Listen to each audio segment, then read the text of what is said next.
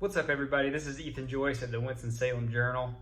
I went up to App State spring football practice on Wednesday. That was the first one that was open for members of the media. And before I went up there, I tweeted out that I wanted you guys to send me some questions. There were a lot of good ones. Some of them were about depth, and I'll be able to answer those a lot easier as the spring goes on. But I want to try to answer a few of those as quickly as possible. Okay, first things first, quarterbacks. That was the big one for you guys. The starter, competition, depth.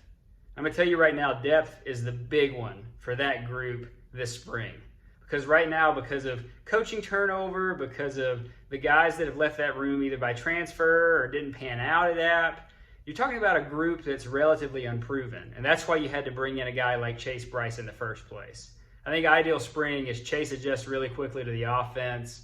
A guy like DC Tapscott, who's a freshman this year that they're really high on, he comes in, gets familiar, and by fall, he's comfortable enough to where he enters games late, gets some passes under his belt, and sets himself up better for next year.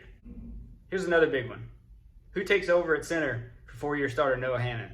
Well, that's a quick answer. It's Bear Hunter.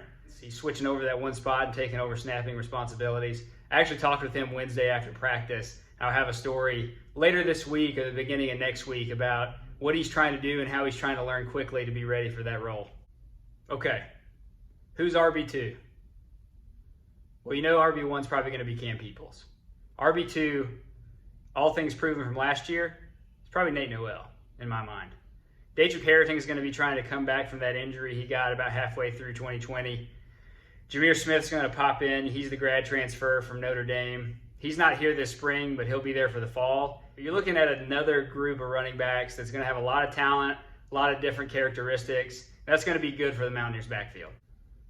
My man Timothy asked 5, and I'm going to answer 3 and 4 right now because they kind of combine together. Defense looked great on Wednesday. Really disruptive.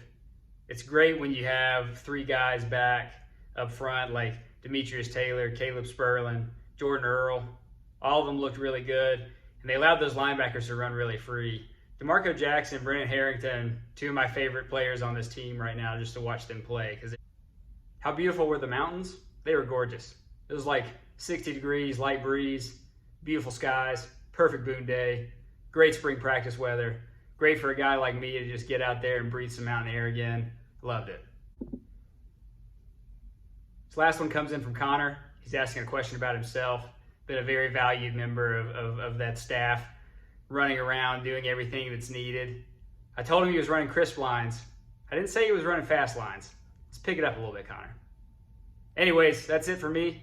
That's all I got. We'll do some more of these as spring goes on. Keep reading, keep watching. Appreciate you, and stay healthy.